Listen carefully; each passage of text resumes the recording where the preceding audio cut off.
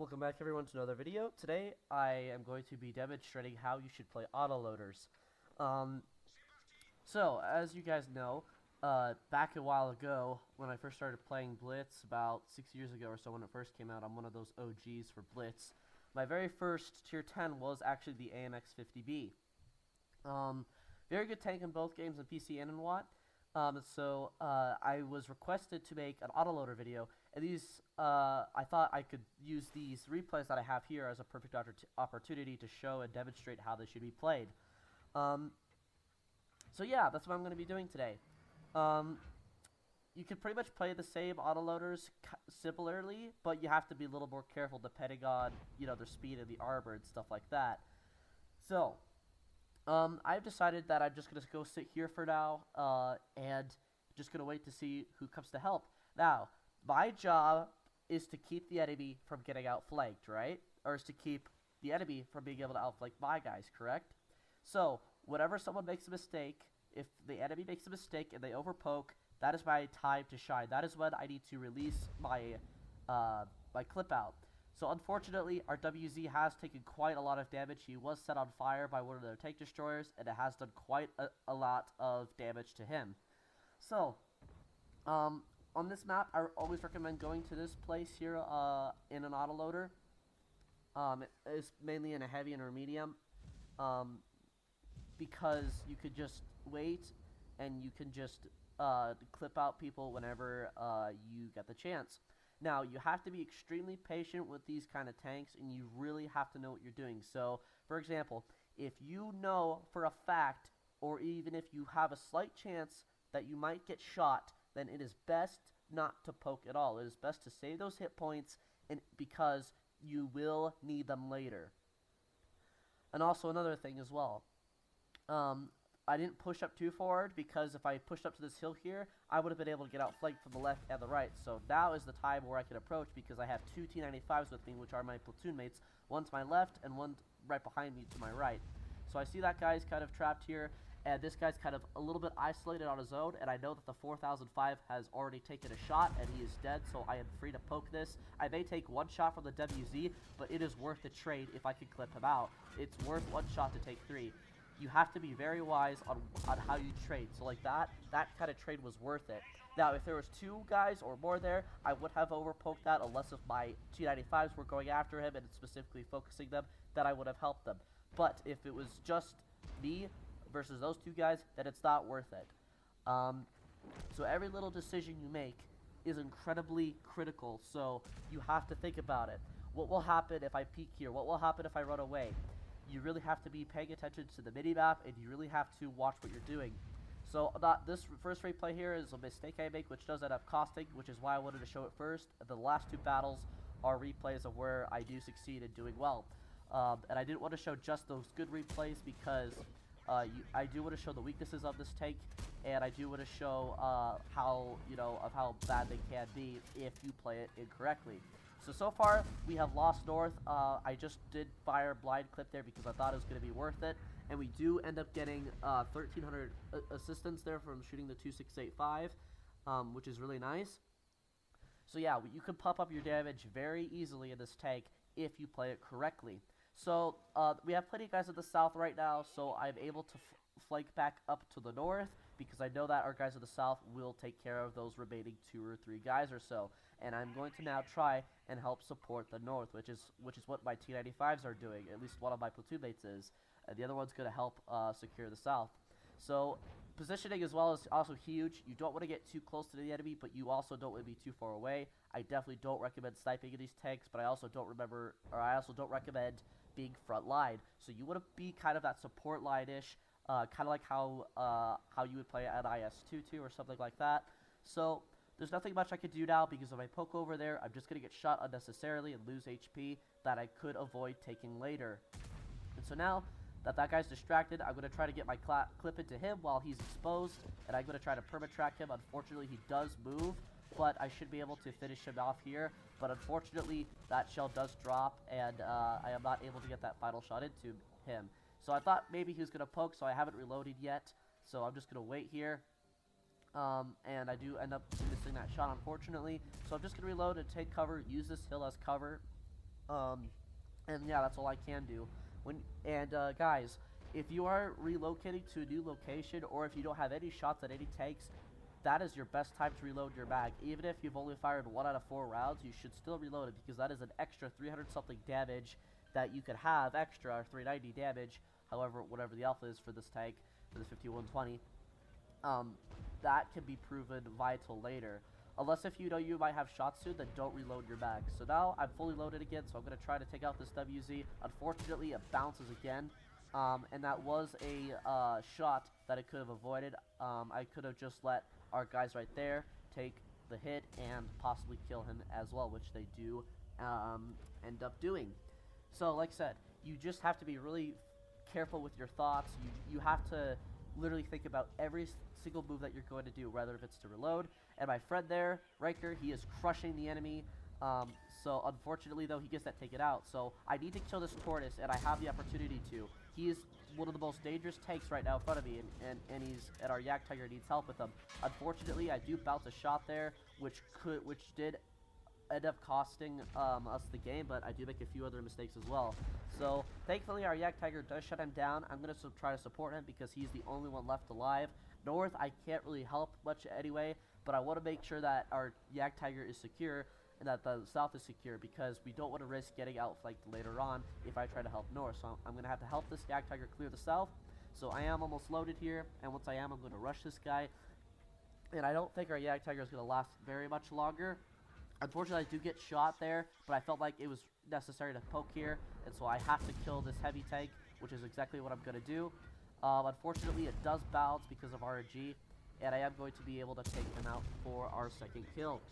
And I do take another shot by the 263, which I could have avoided if I had managed to pen my shot earlier, but not a big deal. We are able to run away, and the 263 is not going to come after us. Now, what cost us this game is one mistake I make, and that is rushing too soon and being too greedy and not thinking too clearly. So, now it is just me and General. We are left alive here, my platoon mate. So, what I want him to do eventually is I want him to watch the left flank, because I don't have the armor, but he does. So what I want him to do is I want him to go first, whether if we go left or right. And he agreed that it's probably better to go right. That way we can't get outflanked on the left and right, because if we go to the right, we're only going to be able to get outflanked on the left. But if I was to go left, then we would be able to get outflanked on the right and the left as well, because of the middle of the map. So that is why me and him have decided to poke up here. So now I'm just going to be pre-aiming. My mistake too was not being able to wait for my platoon mate soon enough, but we do get a nice shot into the EBR, resetting the base. Yeah, I don't want to reload yet because I can kill the E50 in 2 shots. And I know that I might have a possible shot on him sooner. So this is my mistake that I made. I was poking a little bit too much. Our 95 was going to try to go around the corner to try to keep him, to try to go get that E50, but I think what we should have done is we should have stayed together. He should have stayed roughly maybe at C8 or C9 down in the corner, and that would have allowed me to watch his flank and him to watch mine. Unfortunately, I do bounce, and that does end up costing us the game. So that was my mistake. I just sat there, and I do get a shot into him, but unfortunately, it just isn't enough, and he does punish me for it. So now my platoon mate's going to get outflanked here by the 263, and that's what I was talking about earlier, where I wish he would have stayed there, because he would have been facing it, and he would have been in a little bit of a better position to deal with this 263. Unfortunately, that is all that's going to happen for this match. My platoon mate does end up dying. We do end up losing this game, unfortunately. I believe the 263 actually does hit his cupola or his lower plate. I don't know. But, oh no, never mind. It's the E50. Never mind. So the E50 misses a shot, and he knows that the 263 has a closer reload, so he's just going to try to shoot him. But at this point, it's pretty much game over. And there we go. The E50 does finish him off. So yeah, that was my fault. I pretty much threw the game. My platoon mate as well, I think he did definitely had an outcome. But hey, it was all right. 4.8k damage, and yeah, not a bad battle at all. And yeah, like I said, we could have carried that. So now we are on a different map, and we're going to be defending. So the best position on this map when you're defending is going to be E6, E7-ish kind of area, which you guys will see because you're able to go hold out and you're able to kind of just peek there wherever. But you do have to be careful in the beginning, which I will explain.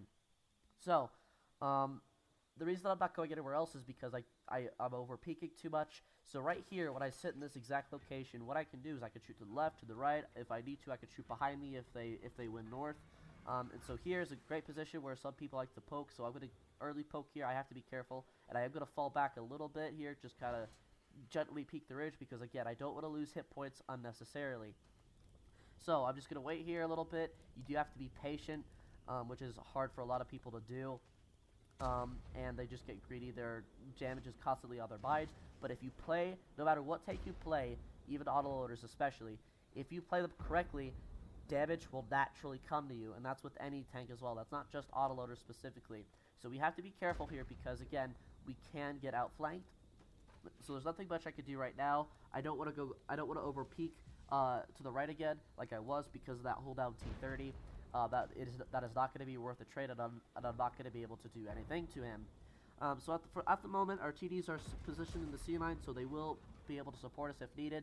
The T30 is there, so I'm not going to peek. It's not worth getting shot, and I'm not going to be able to do to him any. Like I said, I'm not going to be able to do anything to him anyway because he is hold down. So our guy in the north is just sitting there. Nothing much could go on right now. The south is looking okay. They're not pushing. The enemy isn't. So I'm just going to try to see if I can maybe spot anyone else who's here. And maybe someone hopefully will overpoke and be punished. But in the meantime, I'm just going to try to be patient, look around, see who's here. And I do notice these two guys to our left, so I'm going to try to worry about them. There's the T30 again. He does get lit. And my platoon mate does need a backup, which he does. That way he avoids a shot from getting shot from the T30. So I'm hoping this guy's going to peek here, and fortunately for us, he does. So we are going to get some nice shots into him. Unfortunately, our 263 does push him out of the way, and that doesn't allow me to finish him off with my clip, but that's okay. He did pay the price for that. So, again, I can't really do anything with the north at the T30, and I'm just going to have to wait here to see who overpokes. So I'm going to go to the left flank here. Maybe I'll be able to get some better, easier shots, because I could get some easier shots here, like right here. I'm able to get some easier shots from here than I was earlier on the right. Unfortunately, I do miss that shot, but let's be honest, I should have expected that to hit. So I do hit that shot right there. I'm hoping that he's going to overpeak one more time because I do have one more shell remaining, but I also want to be careful of that guy to my right there because I don't want to get shot by him. So thankfully, RNG is nice to us, and we are able to finish off that T-34-3, and now I'm on a reload. So my platoon mate is going to stay there and watch the flanks and watch for that WZ that is coming around, and as well the leopard that's up there. So my main target right now is to try to shoot whoever is stupid enough to come and poke here. So, and again, that's the best thing I could do is to be patient, think about what's going to happen if I poke here, what's going to happen if I don't, is it better to wait? And also another thing, if you don't know what to do, then the best thing to do is to do nothing. That's something that I learned a little while ago, and it has come in handy ever since. So I'm going to try to peek here, see if I can get some shots. I do get a shot into the WZ, but I don't want to over peek for too long because that T30 might be able to get a shot into me, and I don't want to risk that, and I can't shoot anyone else regardless, so it is better if I just back down for now. I'm not going to reload yet because I possibly might have shots on this IS-32 here who has been sitting there the whole time.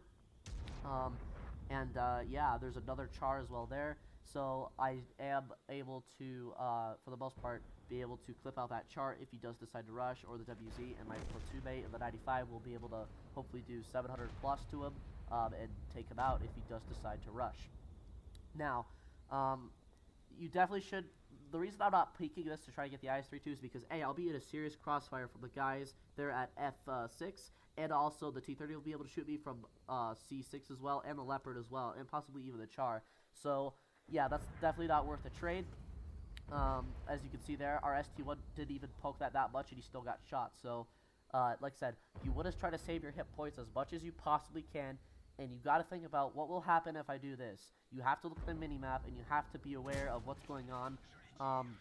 Unfortunately, I do miss the shot, or I don't quite reload in time for that Scorpion G.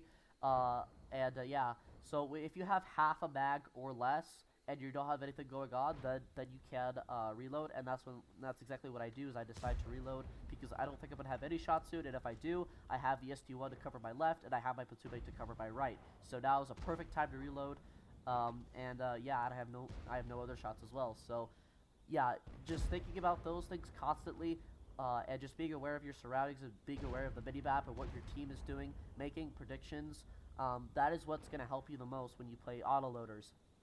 Now, you always want to assume the worst, so if you poke a ridge, if you think you might get shot by one tank, then don't poke that, because, again, you need those hit points. You could lose hit points very easily, and you will need them later on in the battle, no matter what it is, because you never know what's going to happen. Just making one mistake like that will cost you the game, and because we were smart with this, which you guys will see, because we were smart with this, with our gameplay, because we read the mini-map, and we made assuming the worst of each scenario of when we might poke or what might happen to the mini-map. Because we assumed the worst and because we were cautious, we do end up winning this game. And fun fact, we do win this game regardless, because if you defend long enough and the time runs out, the defending team automatically wins. So, yeah, there's nothing much we can do. We can't push, and unfortunately here, my platoon mate does get shot in the rear. And so I'm going to try to deal with this E75 because I still have the shots. Unfortunately, it does bounce, so I'm going to try and do it again. What I should have done out there is actually shot the Scorpion that was behind him, but I needed to try to scare away this E75, so now I'm on a reload, so I have to run.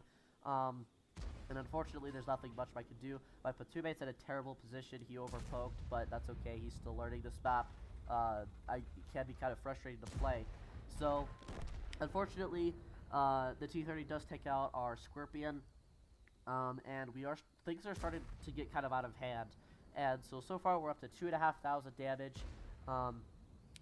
yeah, now I'm loaded. I'm hoping the E75 pokes down, because then I'll be able to take him out in one clip, and there we go, there he is. So now we're just going to unleash a maggot to him, and we're going to try our best. Unfortunately, my platoon mate does get taken out, and we are going to try to perma-track this E75 here like I'm shooting the wheel. That's how you can do it.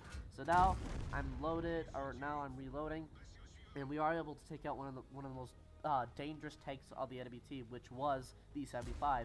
So now I'm just going to use our ST as cover and try to fall back a little bit.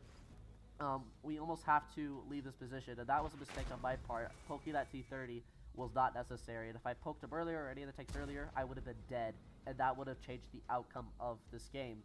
So I'm going to try to relocate over here, try to make sure that our guy doesn't get outflanked. Again, another very bad mistake on my part. I should have not overpeaked that, but we do end up killing the Scorpion, and again, that could have been vital. That could have been a very costly thing. So, I'm trying to run away because I don't want to get shot. That position is abandoned because I'm just going to get outflanked on each end, which is the only reason I really ran away. I do try snapshotting it there, and unfortunately, I think those shots actually did miss. So I do blind fire the last shot, and I'm just going to reload and look around. So I'm hoping our ST survives at least until I'm able to get a full bag loaded, because then I'm going to be able to clip out whoever decides to peek. Now, I am a one-shot, so I have to be extremely careful. So I'm asking this A and BT for help. I'm going to use him as cover, and I'm going to try to support him to see what he does. Whatever he does, I have to do with him. So if he wants to push a guy, then I'm going to make sure that he gets shot first because he has the hit points, and that's called hit point sharing. Yeah, that's called sharing hit points, and it's a very good tactic that you can use. So if you're a one-shot and your allies not healthy at all, or if you're not healthy at all, then have them get shot first, and then you both can unload, especially if you're both autoloaders, then you both will be able to unleash your mags. So there we go, we got some lovely shots into there, and I do have one shot left, and I decide, okay, I'm going to tell our AAB team that I'm reloading, and hopefully he will know not to reload as well. So, yeah, so the Eunice is going to go north, and he's going to try to get shots there at the enemy at D7. Unfortunately, our A and BT does die, but now I'm kind of even more vulnerable.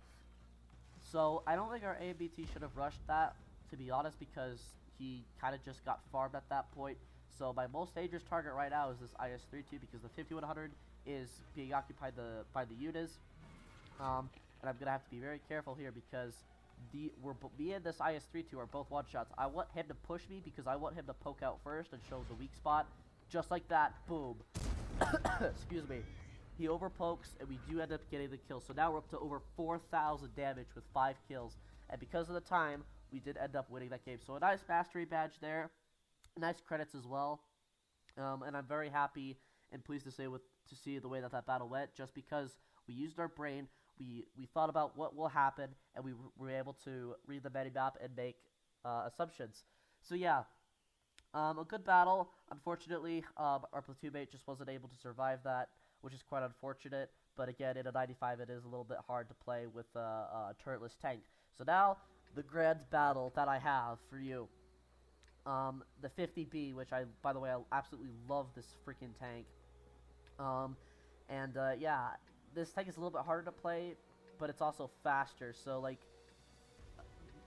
the way that you should play slower autoloaders is that, yeah, you should pretty much do the same thing that I'm doing, but you have to be a lot more careful, and those earlier positions are not as important because you can't get there as fast. But with a tank like this, with an autoloader that's fast, it is a little bit more important that you get to the closer position. So what I'm going to do is, I'm going to assume that at least the EBR and maybe a couple mediums are going to rush center. So what that means is that I'm going to try to get some early shots on them, because that could be proven to be vital later. So I'm going to be very careful peeking around here, because this is an extremely dangerous crossfire. So right away, we spot the chieftain. He's sitting there. I don't want to get artillery, and I don't want to get shot by anyone that's going to peek further south of where the chieftain is, because there are people that will poke that. So the chieftain's just going to rush in. Our light tank, unfortunately, at this point has just committed, and it's too late for him to turn around. I'm talking about our AMX 13-105, by the way. So now I'm just going to sit here and let this E4 do his work. So I'm going to try to support him to see what he does, but I don't want to just YOLO in either. So right now, there isn't really anything I could do, because if I peek, I'm just going to get shot by the TDs in E7 and E8, and also by possibly any heavy tanks that are in the G5 and 6 area. So what I can do now, because we won the north, and by the way, you have to win north for this next part to actually work. What I'm going to do is I'm going to go all the way back around, but I'm going to come from the up part of the hill. So I'm going to go where our Badger is, and I'm going to go down the 4 line there and support our VZ55 and our 121. So we have, for the most part, secured the northern part, but I do still have to be very, very careful, because we don't know who's up there. And again, this position only works if north is completely won.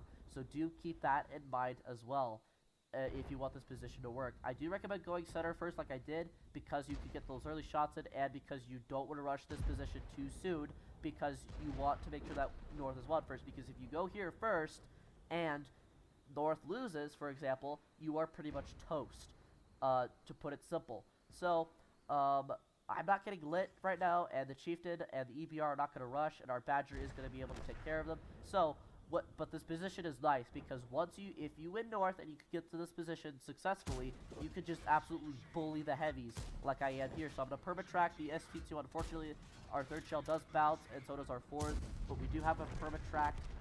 And like I said, because of those 2 shots right there, that's immediately 800 extra damage that I could have had if those shots had penned. And like I said, I could have ended on 10k this game easily if I had, bounced or missed my shots. But nevertheless, it is still a decent battle. So, so now that we won kind of center and kind of north as well, the enemy is kind of forced to turn around and try to support their flank, but they are making the mistake of over peeking. So unfortunately, I do bounce a shot there, and I do bounce that 3rd shot, or that 4th shot there as well. So again, that could have been an extra potential. I could have been at 3,000 damage by now. Unfortunately, my platoon mate does rush, and he does get a terrible crossfire and does end up dying. So thankfully, our E50 is keeping that Progetto from pushing down the hill and keeping me from getting lit from behind. So again, that's the only reason that this position works, is because the north has been secured for now. Not necessarily won, but it is secure. And now that we have these guys in a crossfire, this could be proven to be vital later. So there's no one really spotted right now. I'm just going to try to see if I can support the north. Unfortunately, I do miss these shots. Just look at that. Just look at that. Ugh. Yeah, RNG wasn't very generous to me, were they? So yeah, I'm going to try to peek here, see if I spot anything. There's the ST2. I'm going to try to get my remaining last few shells into here. I'm going to very gently poke. Unfortunately, that shot does bounce. And we are unable to successfully get that again. That was terrible, terrible RNG on my part. But again, that's something that you can't really avoid. So now I'm just going to sit here behind the rock. There's the Death Star, and there is the E4 as well, the ST2 that is still poking there. So I'm hoping that my other platoon mate in the Kron is able to win the and the other few guys there in the very far south are going to be able to do something. So this Death Star is over peaking, and I was willing to take the risk because I know that the E4 wasn't going to poke because of the Badger, and I know this Death Star, he actually did fire and he does miss, thanks to RNG, and we are able to successfully clip out that Death Star, and fortunately for us, the ST2 only gets one shot into us. So now we're reloading. Now we're on 3,000 damage. Again, if I had penned all those shots, I would have been at 4.5k by now, which is completely vital. So the reason is because you're an autoloader, right? So that burst damage is extremely valuable and extremely important, and that's a lot of damage for one mag load. That's 30-something seconds sometimes, depending on the autoloader. And yeah, unfortunately that shot does bounce. It is not worth me peeking that again unless if I go hold out here, but still I can still get penned very easily. And again, these shots could have been proven vital later, but we do still end up winning. But again, they could have very well cost us the game. And because of that, again, that's a whole other mag load. So that is nearly 3,000 damage. We could have been at 6,000 damage right now if those other two mags that we did throw away actually penned. So, like I said, that could be proven extremely vital. 3,000 hit points is a whole other tank, and that's twice the damage that we would have had by now. So that is how valuable your mags are. So don't just throw away your shots. Don't shoot your allies, guys. Don't, you know, if you know for a fact that you do have a good chance of hitting your shots, then do it. But if you, like I said, the only time you should take snapshots is if you absolutely have to. And a good example is if you're being rushed, then definitely take those shots. But if you're not and you know you have time to aim, then take your time to aim. Kind of like I am here. I know that it's not going to pen most likely, so I'm not going to take the shot. I'm just going to wait and see what happens because I could need those shells a few seconds later. Yeah, like I said, this thing doesn't have a ton of ammunition as well, so you also have to be wise with your reload and with your ammo. Because if you're on that reload and there's someone exposed, you could have used that later on, like a few seconds later. So now is a good time for me to unleash my mag. The ST2 made the mistake of just poking and exposing himself, so I am going to get a nice mag into him, and we do 1,400 to him. So now we're up to 4,500 damage, and again, I could have had nearly 7k by now. This, like I said, this could have been possibly a 10,000 damage game. But no, it's only 7k because I threw those two mags away. Unfortunately, my second platoon mate does die, and I'm just going to try to keep doing what I could do because Lenore is for now secure. I can't do anything with them. I'm just going to, if I try overpeaking them, I'm going to die. Yeah, the best thing I can do is just doing what I've been doing, which is supporting my guys here. So we do get a nice little shot there to the ST2, and we do do a little stop. Or not really a stop, but kind of a little trick. So what I do is as I fire, I quickly move my mouse up and down really fast, and that sometimes can help with poor accuracy. It can make the shot go a little bit more straight, but it only works if you fire directly. So I only had one shell left. I know I'm not gonna get a shot on that E4 anytime soon, so now's the best time for me to reload. So our mediums in the north are advancing. The best thing I can do here is support my E4 in the middle, because if the E4 dies, then that means we have one big gun less out of the game. And unfortunately, he does get taken out, and so now my only option is to try to get out of the south, kind of mid area, because I will be isolated and I don't want to get surrounded, because that again could be proven vital later. So I'm gonna try to see if anyone's gonna take the bait and try to poke middle here, and try to see if people are gonna be there. And if I do get spotted, I have to fall back. I don't want to poke D6 as well, because if you look, there's two tank destroyers there on the map, and I don't want to get shot by them. Them alone can kill me if they both high roll, or even if all three of them are there. As you can see, they could high roll. I'm assuming the E4 is still going to be here, because I don't want to rush, because if the E4 is still here, then I'm going to be shot by all three of them and die instantly. So and again, I can't rush north because of the other two TDs that are up there, so I'm going to wait. As you can see, our guys on the 9-0 line successfully took north. So now I'm going to try to see if I can help them get a crossfire on someone. The E4 is not poking, so I'm willing to take the risk to try to get down here. And I'm going to try to see if they can spot those TDs that possibly might be there yet on the E8 and 9 line. And so again, I'm not going to peek yet because I want them to spot them first, and I don't want to risk my hit points, because again, I am extremely valuable in this situation. or at least my hit points are. So now that I see that the 2685 is spotted, I can poke and hopefully get some shots into him. Unfortunately, he is below the hill, so I'm just going to have to wait for him to overpeak, and we do get a shot into him. And so I'm assuming that the E4 is going to rush me because I think I was lit there. So I'm not going to reload my bag just yet because I can clip out this E4 with 3 shots. So I'm going to very carefully advance up here to where the E4 is. I can take a shot now from both of these guys. So now I can kind of rush, but I also have to be careful. So once my bag is completely unloaded, that I have to fall back again. So we are going to get a nice little shot there, nice high roll. We do track the E4, and we are able to take him out for our 5th kill. And now we're up to over 6,000 damage. Like I said, if I had penned that 2 mags, I would have been up to 9,000 damage. But because of that, I don't get 9k damage. So now it's just going to be me. I could rush the gorilla. Even though I'm on reload, I could still ram him. This tank is very good for ramming, and because of its speed as well, and because it's super heavy. So I could have actually gotten more damage here, and I'll tell you why. So when I shove this guy off, he actually loses, he loses 400 hit points there. That's 1 extra shot I could have had, and I would have had over 7k, but hey, it's okay. I get 6.9k damage, 600 spotting, and 5 kills. So yeah, guys, that is how you play autoloaders. I hope that you guys enjoyed watching. Let me know what you guys think. I hope this was helpful for you guys. And let me know if you have any questions or comments. And yeah, I will catch you guys all later. I thank you for watching. And please make sure to hit that like button if you enjoyed as well. And subscribe for more videos. See you all later.